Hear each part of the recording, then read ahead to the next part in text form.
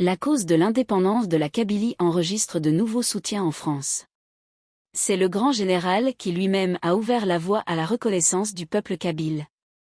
Celui-ci a droit désormais à son autodétermination et donc à son indépendance s'il le souhaite, a écrit, mardi 30 décembre 2025, l'ancien député socialiste Julien Dray sur les réseaux sociaux. Une prise de position aussitôt saluée par le président du mouvement pour l'autodétermination de la Kabylie, MAK, Ferhat Meheni. Je tiens à saluer la première prise de position politique claire d'une figure emblématique de la gauche française en faveur de l'indépendance de la Kabylie.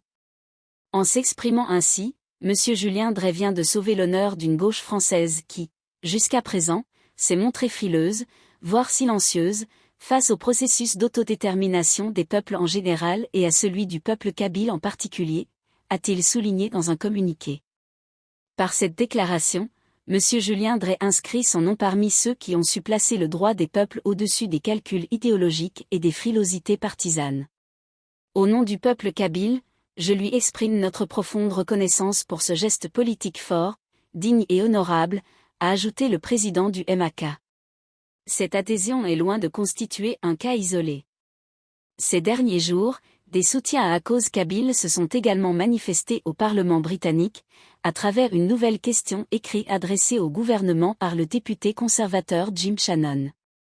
En réponse, l'exécutif du Premier ministre travailliste a affirmé qu'il continue de suivre de près l'évolution de la situation, en Kabylie, une position similaire à celle exprimée en février 2025.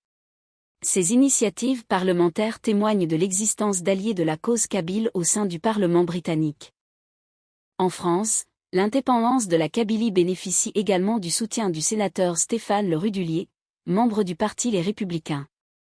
Ce dernier avait exprimé son appui à la détermination légitime du peuple kabyle à se libérer de la colonisation algérienne. Cette prise de position a été annoncée, début décembre, à l'issue d'une réunion tenue au siège du Sénat français avec le président du MAK, Ferhat Meheni.